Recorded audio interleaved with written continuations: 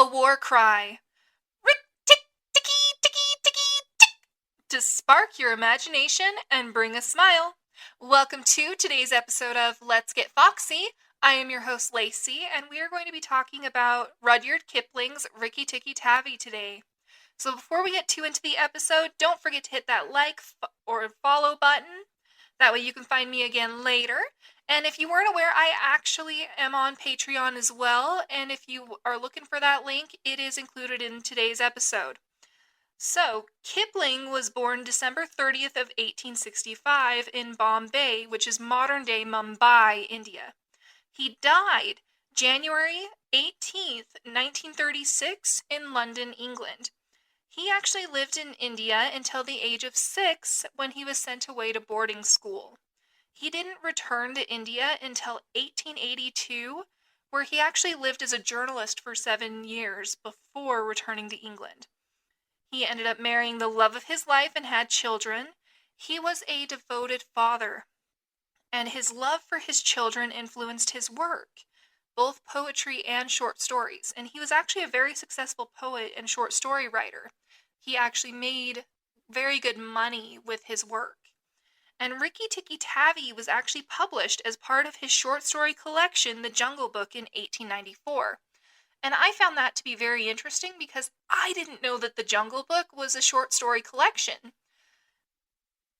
And so we're actually not going to go too in depth into Rudyard Kipling's life, as I actually cried when I was doing the research on him. So we're going to save more of the information, more of the behind the man, for later episodes when we're talking about his works that weren't for children. And so we are now going to be talking about our hero, Rikki-tikki-tavi. So Rikki-tikki-tavi is a mongoose. And if you live in the United States, you may not have actually seen a mongoose, unless you live in like Hawaii. And so what a mongoose is it is a small omnivorous mammal, similar to a weasel. And I specifically mean omnivorous because there's people who are going, no, they're carnivorous. They are opportunistic carnivores. You know, if they're given the opportunity to eat meat, that's what they're going to want. That's what they're going to prefer, but they eat other things as well. So they're omnivores. Their natural habitat is in Africa, Asia, and parts of Europe. I specify this because remember how I talked about Hawaii before?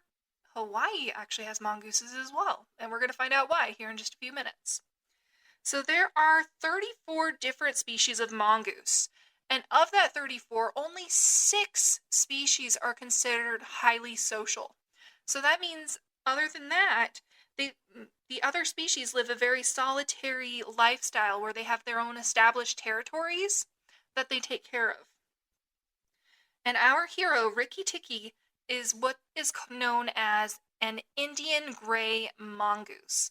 And because the story is about Rikki-tikki, we're going to focus on the Indian gray mongoose going forward. And as I was doing my research on mongoose, my husband asked me, he was like, hey, were mongooses actually domesticated like in your story? And I was like, kinda, no, well, and so I dug a little deeper. So technically, no, they were not domesticated. They were encouraged to live amongst people for thousands of years to help dissuade vermin and venomous snakes. And so when you're like, what do you mean venomous? Don't you mean poisonous? I mean venomous. So venomous is when something bites or injects you and you are now in pain. You now have problems. And poisonous is when you eat something. Now, there are some snakes that are technically both, technically venomous and poisonous. But I don't think we really want to know more about that. We're not going to geek out there. So, back to our good friend the mongoose. Some of the earliest findings of mongooses living amongst people are from 2600 BC in ancient Egypt and India. And something that I found interesting when I was learning about that was the mongoose is actually associated with deities for both cultures. I thought that was cool. So, people in later years introduced them to the West Indies, Hawaii, Jamaica, Cuba, and Puerto Rico to help manage rats and snakes. This is why there are not snakes. This is why there are mongooses in Hawaii, is because people brought them over to help handle those populations.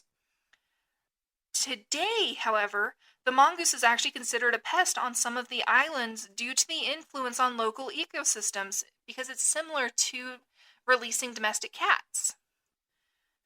And as I was, geeking out over that, I had somebody ask me, because they overheard me talking, they were like, are mongooses immune to snake venom? The answer to that is no. But they do have a natural resistance to venom. So, mongooses adapted to hunt venomous snakes. So what they did for that adaptation, and they have multiple, is their agility. They're very fast. Some people argue that their natural bravery is an adaptation because you don't see just anything going after a cobra.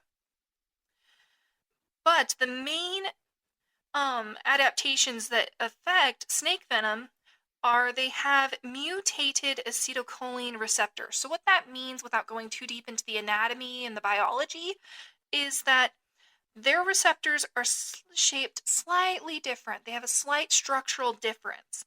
And that difference prevents that venom, that neurotoxin, from binding effectively. And they've also got something called glycoproteins that bind and neutralize the toxin. So these glycoproteins are active in the bloodstream, and anytime a mongoose is bitten, they bind and they work to neutralize that venom. However, that being said, multiple bites or large doses of venom are still going to be fatal to your mongoose, which means that mongooses, when they hunt, they actually rely mainly on their speed and agility for hunting this venomous snakes. They've also got, thick fur, which makes it more difficult for a snake to bite them, but it's mainly the speed and agility. And we are doing Rikki-tikki-Tavi as our first children's story because this one is very near and dear to my heart. I absolutely loved this movie as a child. And, it's only 30 minutes, but I genuinely enjoyed it. It had this sense of wonder and charm to it that I loved it. And when I had my own son, I wanted to share that with him. But I couldn't find that movie anywhere. And when I would ask people, they had never even heard of it. They didn't know what I was talking about. Even my husband, who isn't much older than I am, he's like, what are you talking about? And so he actually helped me to find the original short story by Kipling, because as you recently discovered, I didn't know that. I didn't know it was originally a short story by Kipling. And so it became a family favorite for me to read to the family. Like, if I say, hey, you want to read Rikki-tikki, both of my boys get very excited, and there are smiles all around. My husband, he starts giggling like a schoolboy. He's going to hate hearing that.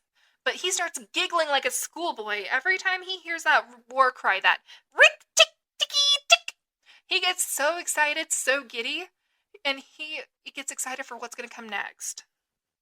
And I just wanted to share that joy with you, where this is our very first children's novel on my podcast. And so I hope that you stick around for after the reading, because we're actually going to discuss a little bit more. Before our book reading begins, I just wanted to take a minute to say this book is a snapshot of the past. This book may contain negative views and/or treatment of people and cultures. This was wrong then, and it is wrong now. Instead of blacklisting these novels, let's recognize the influence and learn from it. For, as the philosopher George Santayana said, those who cannot remember the past are condemned to repeat it. Let's learn from the past to create a more inclusive future together. At the hole where he went in, Red-Eye called to Wrinkled Skin, hear what little Red-Eye saith, Nog, come up and dance with death. Eye to eye and head to head, keep the measure, Nog. This shall end when one is dead, at thy pleasure, Nog. Turn for turn and twist for twist, run and hide thee, Nog. Ha! The hooded death has missed. Woe betide thee, Nog. This is the story of the great war that Rikki-tikki fought single-handed Through the bathrooms of the big bungalow in Sagowli Cantonment, Darzy the tailor bird helped him, and Chuchundra the muskrat, who never comes out into the middle of the floor, but always creeps round by the wall, gave him advice. But Rikki-tikki did the real fighting. He was a mongoose, rather like a little cat in his fur and his tail, but quite like a weasel in his head and habits. His eyes and the end of his restless nose were pink. He could scratch himself anywhere he pleased, with any leg, front or back, that he chose to use. He could fluff up his tail till it looked like a bottle brush. And his war cry as he scuttled through the long grass was, Rikk-tikk-tikki-tikki-tchk! One day, a high summer flood washed him out of the burrow where he lived with his mother and father, and carried him, kicking and clucking, down a roadside ditch. He found a little wisp of grass floating there and clung to it till he lost his senses. When he revived, he was lying in the hot sun on the middle of a garden path, very draggled indeed, and a small boy was saying, "Here's a dead mongoose! Let's have a funeral." "No," said his mother. "Let's take him in and dry him. Perhaps he isn't really dead." They took him into the house, and a big man picked him up between his finger and thumb and said he was not dead, but half choked. So they wrapped him in cotton wool and warmed him, and he opened his eyes and sneezed. "Now," said the big man, he was an Englishman who had just moved into the bungalow, "don't frighten him, and we'll see what he'll do." It is the hardest thing in the world to frighten a mongoose, because he is eaten up from nose to tail with curiosity. The motto of all the mongoose family is "Run and find out," and Rikki-tikki was a true mongoose. He looked at the cotton wool, decided that it was not good to eat, ran all round the table, sat up and put his fur in order, scratched himself, and jumped on the small boy's shoulder. "Don't be frightened, Teddy," said his father. "That's his way of making friends." "Ouch! He's tickling under my chin," said Teddy. Rikki-tikki looked down between the boy's collar and neck, snuffed at his ear, and climbed down to the floor where he sat, rubbing his nose. "Good gracious," said Teddy's mother. "That's a wild creature. I suppose he's so tame because we've been kind to him." "All mongooses are like that," said her husband. "If Teddy doesn't pick him up by the tail, or try to put him in a cage, he'll run in and out of the house all day long. Let's give him something to eat." They gave him a little piece of raw meat. Rikki-tikki liked it immensely, and when it was finished he went out into the veranda and sat in the sunshine and fluffed up his fur to make it dry to the roots. Then he felt better. "There are more things to find out about in this house," he said to himself, "than all my family could find out in all their lives. I shall certainly stay and find out." He spent all that day roaming over the house. He nearly drowned himself in the bathtubs, put his nose into the ink on a writing table, and burnt it on the end of the big man's cigar. For he climbed up in the big man's lap to see how writing was done. At nightfall he ran into Teddy's nursery to watch how the kerosene lamps were lighted, and when Teddy went to bed, Rikki-tikki climbed up too. But he was a restless companion, because he had to get up and attend to every noise all through the night, and find out what made it. Teddy's mother and father came in the last thing to look at their boy, and Rikki-tikki was awake on the pillow. "I don't like that," said Teddy's mother. "He may bite the child." "He'll do no such thing," said the father. "Teddy's safer with that little beast than if he had a bloodhound to watch him. If a snake came into the nursery now—" But Teddy's mother wouldn't think of anything so awful. Early in the morning, Rikki-tikki came to early breakfast in the veranda, riding on Teddy's shoulder, and they gave him banana and some boiled egg, and he sat on all their laps, one after the other, because every well-brought-up mongoose always hopes to be a house mongoose some day, and have rooms to run about in. And Rikki-tikki's mother, she used to live in the general's house at Sagowli, had carefully told Rikki what to do if he ever came across white men. Then Rikki-tikki went out into the garden to see what was to be seen. It was a large garden, only half cultivated, with bushes as big as summer houses of Marshal Niel roses, lime and orange trees, clumps of bamboos and thickets of high grass, Rikki-tikki licked his lips. "This is a splendid hunting ground," he said, and his tail grew bottle-brushy at the thought of it, and he scuttled up and down the garden, snuffing here and there till he heard very sorrowful voices in a thorn bush. It was Darzy, the tailor bird, and his wife. They had made a beautiful nest by pulling 2 big leaves together and stitching them up the edges with fibers, and had filled the hollow with cotton and downy fluff. The nest swayed to and fro as they sat on the rim and cried. "What is the matter?" asked Rikki-tikki. "We are very miserable," said Darzy. "One of our babies fell out of the nest yesterday, and Nog ate him." Said Rikki-tikki. "That is very sad, but I am a stranger here. Who is Nog?" Darzy and his wife only cowered down in the nest without answering, for from the thick grass at the foot of the bush there came a low hiss, a horrid cold sound that made Rikki-tikki jump back 2 clear feet. Then, inch by inch, out of the grass rose up the head and spread hood of Nog, the big black cobra, and he was 5 feet long from tongue to tail. When he had lifted 1/3 of himself clear of the ground, he stayed balancing to and fro exactly as a dandelion tuft balances in the wind, and he looked at Rikki-tikki with the wicked snake's eyes that never change their expression, whatever the snake may be thinking of. "Who is Nog?" said he. "I am Nog. The great god Brahm put his mark upon all our people when the first cobra spread his hood to keep the sun off Brahm as he slept. Look and be afraid." He spread out his hood more than ever, and Rikki-tikki saw the spectacle mark on the back of it that looks exactly like the eye part of a hook and eye fastening. He was afraid for the minute, but it is impossible for a mongoose to stay frightened for any length of time, and though Rikki-tikki had never met a live cobra before, his mother had fed him on dead ones, and he knew that all a grown mongoose's business in life was to fight and eat snakes. Nog knew that too, and at the bottom of his cold heart he was afraid. "Well," said Rikki-tikki, and his tail began to fluff up again, "marks or no marks? Do you think it is right for you to eat fledglings out of a nest?" Nog was thinking to himself and watching the least little movement in the grass behind Rikki-tikki. He knew that mongooses in the garden meant death sooner or later for him and his family, but he wanted to get Rikki-tikki off guard.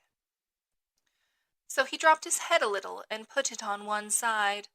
"Let us talk," he said. "You eat eggs. Why should not I eat birds?" "Behind you! Look behind you!" sang Darzy. Rikki-tikki knew better than to waste time in staring. He jumped up in the air as high as he could go, and just under him whizzed by the head of Nagaina, Nog's wicked wife. She had crept up behind him as he was talking, to make an end of him, and he heard her savage hiss as the stroke missed. He came down almost across her back, and if he had been an old mongoose, he would have known that then was the time to break her back with one bite, but he was afraid of the terrible lashing return stroke of the cobra. He bit indeed, but did not bite long enough, and he jumped clear of the whisking tail, leaving Nagaina torn and angry. "Wicked, wicked Darzy," said Nog, lashing up as high as he could reach toward the nest in the thorn bush. But Darzy had built it out of reach of snakes, and it only swayed to and fro. Rikki-tikki felt his eyes growing red and hot. When a mongoose's eyes grow red, he is angry, and he sat back on his tail and hind legs like a little kangaroo, and looked all round him and chattered with rage, but Nog and Nagaina had disappeared into the grass. When a snake misses its stroke, it never says anything or gives any sign of what it means to do next.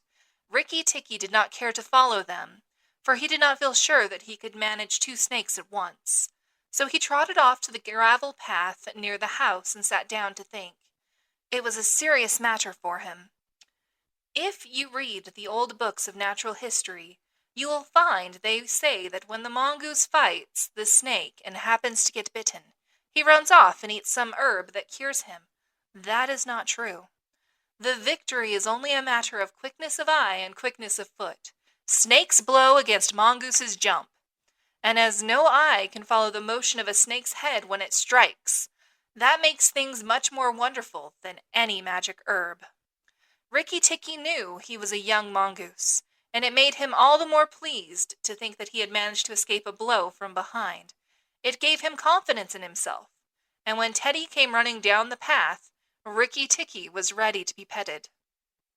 But just as Teddy was stooping, something flinched a little in the sand, and a tiny voice said, "Be careful. I am Death." It was Karate, the dusty brown snakeling that lies for choice on the dusty earth, and his bite is as dangerous as the cobra's. But he is so small that nobody thinks of him, and so he does the more harm to people. Rikki-tikki's eyes grew red again, and he danced up to Karate with the peculiar rocking, swaying motion that he had inherited from his family. It looks very funny, but it is so perfectly balanced a gait that you can fly off from it at any angle you please. And in dealing with snakes, this is an advantage. If Rikki-tikki had only known, he was doing a much more dangerous thing than fighting Nag, for Karate is so small and can turn so quickly that unless Rikki bit him close to the back of the head, he would get the return stroke in his eye or lip. But Rikki did not know. His eyes were all red, and he rocked back and forth, looking for a good place to hold. Karate struck out. Rikki jumped sideways and tried to run in, but the wicked little dusty gray head lashed within a fraction of his shoulder, and he had to jump over the body, and the head followed his heels close. Teddy shouted to the house, "Oh, look here! Our mongoose is killing a snake!" And Rikki-tikki heard a scream from Teddy's mother. His father ran out with a stick, but by the time he came up, Karate had lunged out once too far, and Rikki-tikki had sprung, jumped on the snake's back, dropped his head far between his forelegs, bitten as high up the back as he could get hold, and rolled away. That bite paralyzed Karate, and Rikki-tikki was just going to eat him up from the tail after the custom of his family at dinner, when he remembered that a full meal makes a slow mongoose, and if he wanted all his strength and quickness ready, he must keep himself thin. He went away for a dust bath under the castor oil bushes while Teddy's father beat the dead Karate. "What is the use of that?" thought Rikki-tikki. "I have settled it all." And then Teddy's mother picked him up from the dust and hugged him, crying that he had saved Teddy from death. And Teddy's father said that he was a providence, and Teddy looked on with big, scared eyes. Rikki-tikki was rather amused at all the fuss, which of course he did not understand. Teddy's mother might just as well have petted Teddy for playing in the dust. Rikki was thoroughly enjoying himself. That night, at dinner, walking to and fro among the wine glasses on the table, he could have stuffed himself 3 times over with nice things, but he remembered Nag and Nagaina, and though it was very pleasant to be patted and petted by Teddy's mother, and to sit on Teddy's shoulder, his eyes would get red from time to time, and he would go off into his long war cry of Rikk-tikk-tikki-tikki-tchk. Teddy carried him off to bed and insisted on Rikki-tikki sleeping under his chin. Rikki-tikki was too well bred to bite or scratch, but as soon as Teddy was asleep, he went off for his nightly walk round the house, and in the dark he ran up against Chuchundra, the muskrat, creeping round by the wall. Chuchundra is a broken-hearted little beast. He whimpers and cheeps all the night, trying to make up his mind to run into the middle of the room, but he never gets there. "Don't kill me," said Chuchundra, almost weeping. "Rikki-tikki, don't kill me." "Do you think a snake killer kills muskrats?" said Rikki-tikki scornfully. "Those who kill snakes get killed by snakes," said Chuchundra more sorrowfully than ever. "And How am I to be sure that Nog won't mistake me for you some dark night? There's not the least danger, said Rikki-tikki, but Nog is in the garden, and I know you don't go there. My cousin Chua, the rat, told me, said Chuchundra, and then he stopped. Told you what? Hush! Nog is everywhere, Rikki-tikki. You should have talked to Chua in the garden. I didn't, so you must tell me. Quick, Chuchundra, or I'll bite you. Chuchundra sat down and cried till the tears rolled off his whiskers. I am a very poor man, he sobbed. I never had spirit enough to run out into the middle of the room. Hush! I mustn't tell you anything. Can't you hear, Rikki-tikki? Rikki-tikki listened. The house was as still, but he thought he could just catch the faintest scratch, scratch in the world. A noise as faint as that of a wasp walking on a window pane.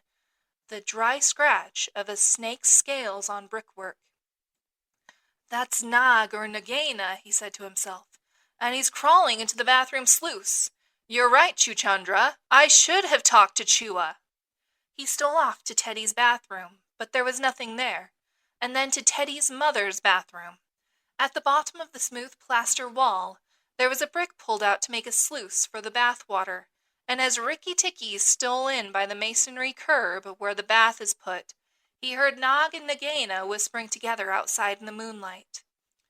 When the house is emptied of people, said Nagaina to her husband, he will have to go away, and then the garden will be our own again. Go in quietly, and remember that the big man who killed Karate is the first one to bite. Then come out and tell me, and we will hunt for Rikki-tikki together. But are you sure that there is anything to be gained by killing the people? Said Nog. Everything. When there were no people in the bungalow, did we have any mongoose in the garden? So long as the bungalow is empty, we are king and queen of the garden. And remember that as soon as our eggs in the melon bed hatch, as they may tomorrow, our children will need room and quiet. I had not thought of that, said Nog. I will go, but there is no need that we should hunt for Rikki-tikki afterward. I will kill the big man and his wife, and the child if I can, and come away quickly. Then the bungalow will be empty, and Rikki-tikki will go. Rikki-tikki tingled all over with rage and hatred at this, and then Nog's head came through the sluice, and his 5 feet of cold body followed it. Angry as he was, Rikki-tikki was very frightened as he saw the size of the big cobra. Nog coiled himself up, raised his head, and looked into the bathroom in the dark, and Rikki could see his eyes glitter. Now, if I kill him here, Nagaina will know, and if I fight him on the open floor, the odds are in his favor. What am I to do? Said Rikki-tikki-tavi. Nog waved to and fro, and then Rikki-tikki heard him drinking from the biggest water jar that was used to fill the bath. That is good, said the snake. Now, when Karate was killed, the big man had a stick. He may have that stick still, but when he comes in to bathe in the morning, he will not have a stick. I shall wait here till he comes. Nagaina, do you hear me? I shall wait here in the cool till daytime. There was no answer from outside, so Rikki-tikki knew Nagaina had gone away. Nog coiled himself down, coil by coil, round the bulge at the bottom of the water jar, and Rikki-tikki stayed as still as death. After an hour he began to move, muscle by muscle, toward the jar. Nog was asleep, and Rikki-tikki looked at his big back, wondering which would be the best place for a good hold. If I don't break his back at that first jump, said Rikki, he can still fight, and if he fights... Oh, Rikki! He looked at the thickness of the neck below the hood, but that was too much for him. and a bite near the tail would only make Nog savage. "It must be the head," he said at last. "The head above the hood, and when I am once there, I must not let go." Then he jumped. The head was lying a little clear of the water jar, under the curve of it, and as his teeth met, Rikki braced his back against the bulge of the red earthenware to hold down the head. This gave him just 1 second's purchase, and he made the most of it. Then he was battered to and fro as a rat is shaken by a dog, to and fro on the floor, up and down and round in great circles. And his eyes were red, and he held on as the body cart-whipped over the floor, upsetting the tin dipper and the soap dish and the flesh brush, and banged against the tin side of the bath. As he held, he closed his jaws tighter and tighter, for he made sure he would be banged to death, and for the honor of his family preferred to be found with his teeth locked. He was dizzy, aching, and felt shaken to pieces when something went off like a thunderclap just behind him. A hot wind knocked him senseless, and red fires singed his fur. The man had been wakened by the noise, and had fired both barrels of a shotgun into Nog just behind the hood. Rikki-tikki held on with his eyes shut, for now he was quite sure he was dead, but the head did not move, and the big man picked him up and said, "It's the mongoose again, Alice. The little chap has saved our lives now." Then Teddy's mother came in with a very white face, and saw what was left of Nog, and Rikki-tikki dragged himself to Teddy's bedroom, and spent half the rest of the night shaking himself tenderly, to find out whether he was really broken into 40 pieces as he fancied. When morning came, he was very stiff, but well pleased with his doings. "Now I have Nagaina to settle with, and she will be worse than 5 Nogs, and there's no knowing when the eggs she spoke of will hatch. Goodness! I must go and see Darzy," he said. Without waiting for breakfast, Rikki-tikki ran to the thorn bush, where Darzy was singing a song of triumph at the top of his voice. The news of Nog's death was all over the garden, for the sweeper had thrown the body on the rubbish heap. "Oh, you stupid tuft of feathers," said Rikki-tikki angrily. "Is this the time to sing?" "Nog is dead, is dead, is dead," sang Darzy. "The valiant Rikki-tikki caught him by the head and held fast. The big man brought the bang stick, and Nog fell into pieces. He will never eat my babies again." "All that's true enough, but where's Nagaina?" said Rikki-tikki, looking carefully round him. "Nagaina came to the bathroom sluice and called for Nog," Darzy went on, "and Nog came out on the end of a stick. The sweeper picked him up on the end of a stick and threw him upon the rubbish heap. Let us sing about the great, the red-eyed Rikki-tikki." And Darzy filled his throat and sang. "If I could get up to your nest, I'd roll all your babies out," said Rikki-tikki. "You don't know when to do the right thing at the right time. You're safe enough in your nest there, but it's war for me down here. Stop singing a minute, Darzy." "For the great, the beautiful Rikki-tikki's sake, I will stop," said Darzy. "What is it, O killer of the terrible Nog? Where is Nagaina for the 3rd time?" "On the rubbish heap by the stables, mourning for Nog. Great is Rikki-tikki with the white teeth." "Bother my white teeth!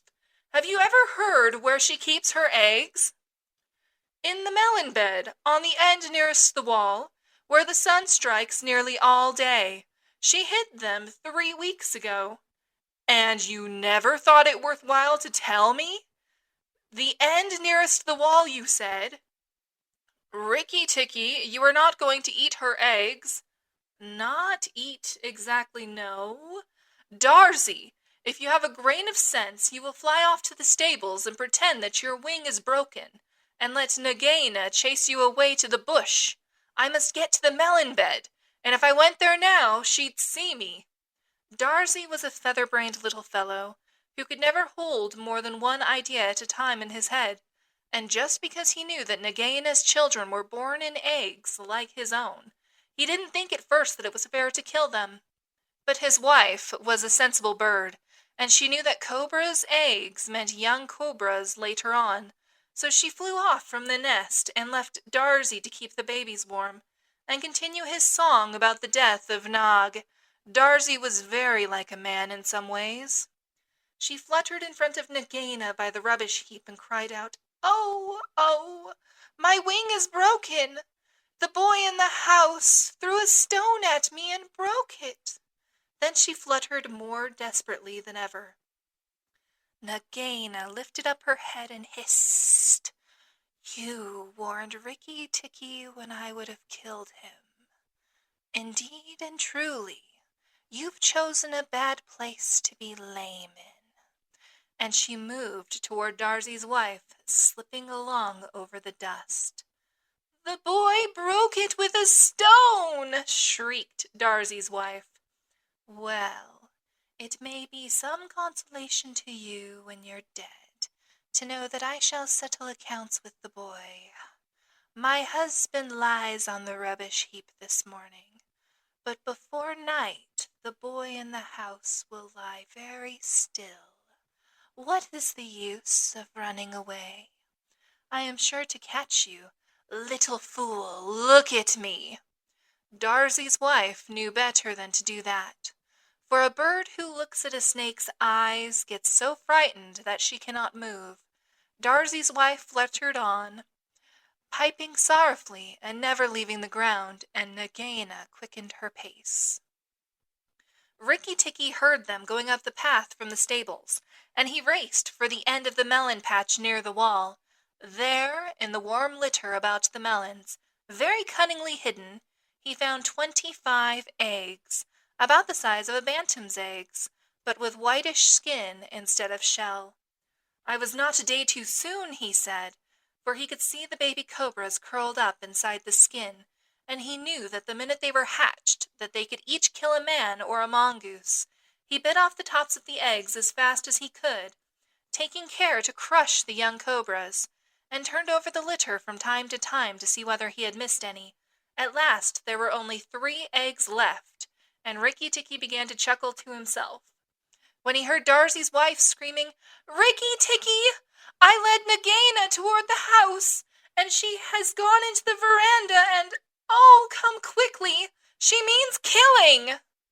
Rikki-tikki smashed 2 eggs, and tumbled backward down the melon bed with the 3rd egg in his mouth, and scuttled to the veranda as hard as he could put foot to the ground. Teddy and his mother and father were there at early breakfast, but Rikki-tikki saw that they were not eating anything. They sat stone still, and their faces were white. Nagaina was coiled up on the matting by Teddy's chair, within easy striking distance of Teddy's bare leg, and she was swaying to and fro, singing a song of triumph. "Son of the big man that killed Nag," she hissed, "stay still. I am not ready yet. Wait a little. Keep very still, all you 3. If you move, I strike, and if you do not move, I strike. Oh, foolish people who killed my Nag." Teddy's eyes were fixed on his father, and all his father could do was to whisper, "Sit still, Teddy. You mustn't move. Teddy, keep still." Then Rikki-tikki came up and cried, "Turn round, Nagaina, turn and fight." "All in good time," said she, without moving her eyes. "I will settle my account with you presently. Look at your friends, Rikki-tikki. They are still and white. They are afraid. They dare not move. And if you come a step nearer, I strike." "Look at your eggs," said Rikki-tikki. "In the melon bed near the wall. Go and look, Nagaina." The big snake turned half round and saw the egg on the veranda. "Ah, give it to me," she said. Rikki-tikki put his paws one on each side of the egg, and his eyes were blood red. "What price for a snake's egg? For a young cobra?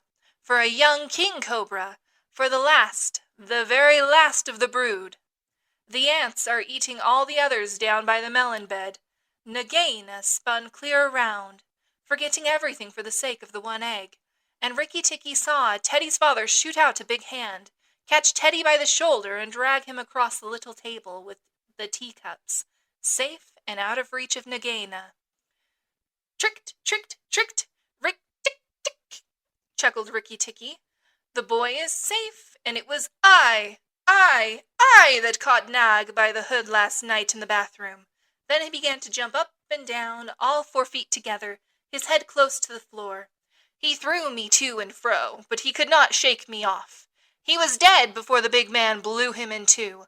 I did it." "Rikki-tikki-tikki-tikki. Come then, Nagaina, come and fight with me. You shall not be a widow long." Nagaina saw that she had lost her chance of killing Teddy, and the leg lay between Rikki-tikki's paws. "Give me the egg, Rikki-tikki. Give me the last of my eggs, and I will go away and never come back," she said, lowering her hood. "Yes, you will go away, and you will never come back, for you will go to the rubbish heap with Nag. Fight, widow! The big man has gone for his gun. Fight!" Rikki-tikki was bounding all round Nagaina, keeping just out of reach of her stroke, his little eyes like hot coals. Nagaina gathered herself together and flung out at him. Rikki-tikki jumped up and backward. Again and again and again she struck, and each time her head came with a whack on the matting of the veranda, and she gathered herself together like a watch spring. Then Rikki-tikki danced in a circle to get behind her, and Nagaina spun round to keep her head to his head, so that the rustle of her tail on the matting sounded like dry leaves blown along by the wind. He had forgotten the egg. It still lay on the veranda, and Nagaina came nearer and nearer to it, till at last, while Rikki-tikki was drawing breath, she caught it in her mouth, turned the veranda steps, and flew like an arrow down the path, with Rikki-tikki behind her. When the cobra runs for her life, she goes, like a whip-lash flicked across a horse's neck. Rikki-tikki knew that he must catch her, or all the trouble would begin again. She headed straight for the long grass by the thorn bush, and as he was running, Rikki-tikki heard Darzee still singing his foolish little song of triumph. But Darzee's wife was wiser. She flew off her nest as Nagaina came along and flapped her wings about Nagaina's head. If Darzee had helped, they might have turned her. But Nagaina only lowered her hood and went on. Still, the instant's delay brought Rikki-tikki up to her, and as she plunged into the rat hole where she and Nag used to live, his little white teeth were clenched on her tail, and he went down with her. And very few mongooses, however wise and old they may be, care to follow a cobra into its hole. It was dark in the hole, and Rikki-tikki never knew when it might open out and give Nagaina room to turn and strike at him. He held on savagely, and struck out his feet to act as brakes on the dark slope of the hot, moist earth. Then the grass by the mouth of the hole stopped waving, and Darzee said, "It is all over with Rikki-tikki. We must sing his death song. Valiant Rikki-tikki is dead, for Nagaina will surely kill him underground." So he sang a very mournful song that he made up on the spur of the moment, and just as he got to the most touching part, the grass quivered again, and Rikki-tikki, covered with dirt, dragged himself out of the hole leg by leg, licking his whiskers. Darzee stopped with a little shout. Rikki-tikki shook some of the dust out of his fur and sneezed. "It is all over," he said. "The widow will never come out again," and the red ants that live between the grass stems heard him, and began to troop down one after another to see if he had spoken the truth. Rikki-tikki curled himself up in the grass and slept where he was, slept and slept till it was late in the afternoon, for he had done a hard day's work. "Now," he said when he awoke, "I will go back to the house. Tell the coppersmith, Darzy, and he will tell the garden that Nagaina is dead." The coppersmith is a bird who makes a noise exactly like the beating of a little hammer on a copper pot, and the reason he is always making it is because he is the town crier to every Indian garden, and tells all the news to everybody who cares to listen. And as Rikki-tikki went up the path, he heard his "attention" notes, like a tiny dinner gong, and then the steady "ding-dong lock, Nog is dead, dong, Nagaina is dead, ding-dong tock," that set all the birds in the garden singing and the frogs croaking, for Nog and Nagaina used to eat frogs as well as little birds. When Rikki got to the house, Teddy and Teddy's mother, she looked very white still, for she had been fainting, and Teddy's father came out and almost cried over him, and that night he ate all that was given him till he could eat no more, and went to bed on Teddy's shoulder, where Teddy's mother saw him when she came to look late at night. "He saved our lives and Teddy's life," she said to her husband. "Just think. He saved all our lives." Rikki-tikki woke up with a jump, for all the mongooses are light sleepers. "Oh, it's you," said he. "What are you bothering for? All the cobras are dead, and if they weren't, I'm here." Rikki-tikki had a right to be proud of himself, but he did not grow too proud, and he kept that garden as a mongoose should keep it, with tooth and jump and spring and bite, till never a cobra dared show its head inside the walls. And for those of you wondering, this is not how the tale of Rikki-tikki ends, for you see, the author included Darzy's chant, the song that was sung in honor of Rikki-tikki-tavi, and I'm going to include it here. Now, I apologize because I am not the world's best singer, but I hope that you enjoy this song, for I find it to be quite charming. "Singer and tailor am I, double the joys that I know, proud of my lilt through the sky, proud of the house that I sew. Over and under, so weave I my music, so weave I the house that I sew. Sing to your fledglings again, mother, oh lift up your head, evil that plagued us is slain, death in the garden lies dead. Terror that hid in the roses is impotent, flung on the dunghill and dead. Who hath delivered us? Who? Tell me his nest and his name.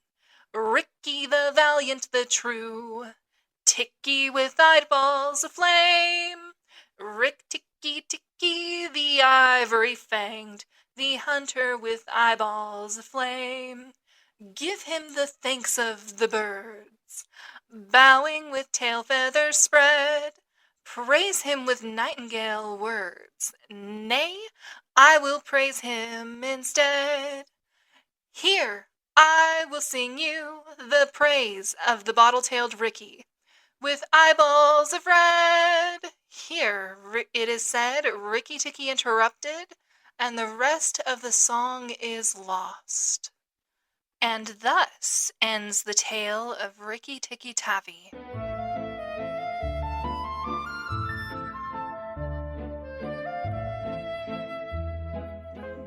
What a story! Now you can see why I personally read this to my son whenever he asks. So, just to recap, in case you are touching base here at the end, I am Lacey with Let's Get Foxy. And please hit that like or follow button, that way you can find me again later. So, we have just finished our reading for Rikki-tikki-tavi by Rudyard Kipling. And I absolutely love this story, and we are going to begin our literary analysis portion of our episode. So, hopefully, I don't bore you guys all to death with this. But Rikki-tikki is an excellent tale for children where it's got your good versus evil. It's a great stereotype for a reason where you've got good versus evil. Everybody loves that. You've got Rikki-tikki versus the snakes, and everybody's fighting for control of the garden. Rikki-tikki's doing it more, to keep his adopted family safe, Teddy and his mother and father. And when you go and you look at these specific elements in the story, it can actually be interpreted as colonialism, which was a very common theme back in books written from the 1800s, very early 1900s. And what I mean by that is when the British were raised during that time period, because many of these authors where this is a recurring theme, many of our famous authors, they are British. And when people are like, oh, colonialism is bad, or colonialism is so acute, they don't go past their own noses. They can't see past their own noses. We're looking at it from today's world. We're not looking at it from the fact that these books, these stories are snapshots of what the time period was. So when these authors were young and when their children, once they were adults and their children were young, they were raised that they were supposed to share their culture, their way of life with others to help improve other people's lives. And when you look at it from that standpoint, it wasn't from a malicious place that colonialism was born. It's not malicious. It's not meant to be a very negative thing. It just kind of came across that way with how people were determined to, you must be the same as me, otherwise you're not going to be okay. And so when you go and you examine Rikki-tikki-tavi, you have our family who just moved into their bungalow. And then Rikki-tikki comes into their lives, and he can be seen as the friendly native to help them in their quest for being able to live their lives in their half-wild garden as they're working on taming that garden. And then the cobras and kraits and other snakes are little problems that crop up that have to be taken care of to help show that colonialism is throughout that story. But there are still themes within Rikki-tikki that are relevant to today. Not only is it this beautiful snapshot of the past, but it still has things that we can share with ourselves and our children today to help us to improve and see things that we want to do to live better lives. For example, they talk about each character in this story exhibits different traits, and Kipling made these traits so transparent so that children could see it and understand and see how they wanted to be when they grew up. For example, Rikki-tikki is associated with bravery and loyalty and this innate sense of duty. And he has this curiosity that can barely be contained within his little body. He is also considered very young for a mongoose. There are multiple references throughout the story that he is young and that what he does is different than what an older mongoose would do. Like when he jumps and Nagaina flies underneath him. It is said that an older mongoose would have taken that moment to break the snake's back because they knew that that would have been a better opportunity. Or when he is dragged down the hole because he was holding on to Nagaina's tail, and how it's very rare for an older mongoose to go down the hole because you don't know when it's going to open up and allow the snake to strike. And so it's using his youth, his inexperience to show that he's learning and becoming better at what he does, for that sense of duty, for that curiosity. And it's very important for children to be able to have a character that they can relate to in this way, since Rikki is also, young, just like the children who would be hearing this story are. And then you've got the cobras. They are cunning, malicious, ruthless creatures, determined to make sure that everything is going to be okay for their little family so that they can continue to eat everything that they want in the garden and who they want in the garden. And then you have Chuchundra, our friend the muskrat. He exhibits fear. And that being said, Fear is a healthy thing to have. We need fear in order to survive. However, his fear is so immense, so intense that it's immobilizing. It talks about in the story that he wants to make it to the center of the floor, but he never can. No matter how many times he tries, he cannot make it. Because his fear is so immense and he cannot get through it. And so he's literally locked in place. Then you have our good friend Darcy. Darcy. I love Darcy. But you gotta admit, Darcy's kind of a silly fellow. He's either celebrating when he shouldn't be, or crying, and unable to, he's so wrapped up in himself and all the silly things that make him happy that he's unable to help anybody else. And then you have Darcy's wife, who I personally think she deserved her own name other than Darcy's wife, because she is so clever and so smart. And when she recognizes all these different threats to her children and to her family, she steps up. She assists Rikki by going and distracting Nagaina, by pretending that her wing was broken. And that's huge, considering so many other characters in the story are absolutely immobilized by their characteristics. And these are all examples of personification, where we give animals feelings and characteristics to help move a story forward. And Kipling uses personification to help create the charm of the story and helping to show that action is more important than inaction when approaching a problem. He is the master of metaphor and simile and figurative imagery. And the fact that he is the master of these allows him to build our characters up so that we've all got these images of what these characters are, who they are, what they're like, how he builds the suspense in the story, the excitement, the climax. He does it so masterfully that we're all able to imagine what is going on so that we can actually see it as the listener, as the reader. And some of my personal favorites were eaten up from head to tail with curiosity.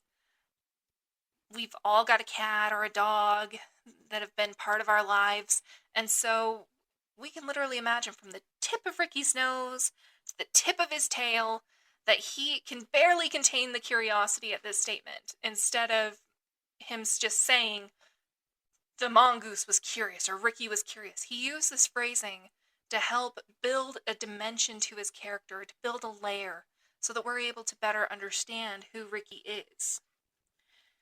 I also loved the way that he described movement. One of my favorite ones that he uses is, when he had lifted a third of himself clear of the ground, he stayed balancing to and fro, exactly as a dandelion tuft balances in the wind. He uses this phrase to describe how Nog moves, that he is graceful and has this lightness about him, that he's just absolutely graceful to watch. And it's deceptive because you're so distracted by this grace, and then the strike comes for his victims. I also enjoyed that he used the phrase, sounded like dry leaves. We've all heard the wind rustling through the leaves, or just rustling in general of leaves.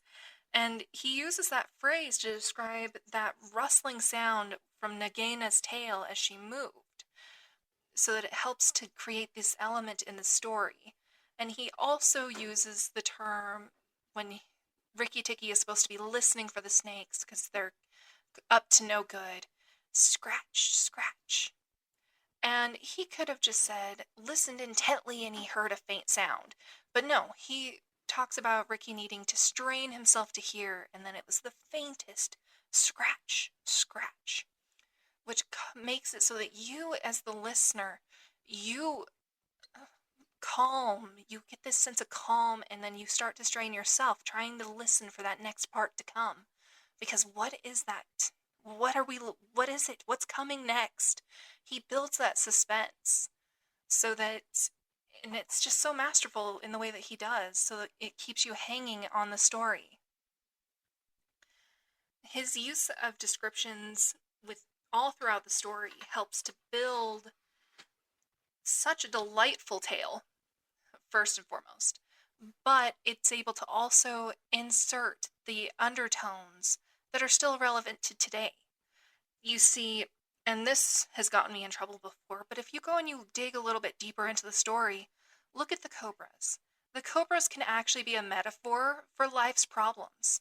And what Kipling is saying to children and to their parents is, instead of ignoring your problems, you need to confront them head on in order to be able to move forward.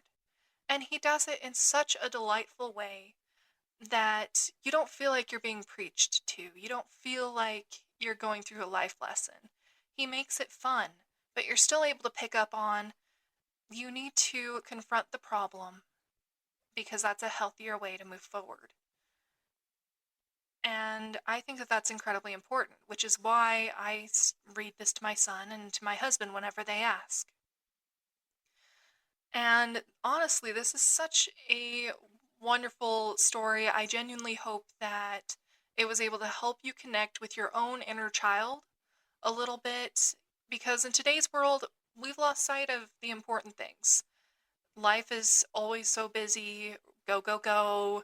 We have no time to really enjoy anything. So I hope that today's episode was able to give you that quiet, that stillness that you need in the day, while also giving you the joy and the wonder of experiencing the world the way that you did as a child, and that you weren't too bored by, again, this literary analysis. If you have any questions, please drop a comment. I'm more than happy to include it in my next episode when we move forward, or respond, because I think that this is just a fun thing that we get to do.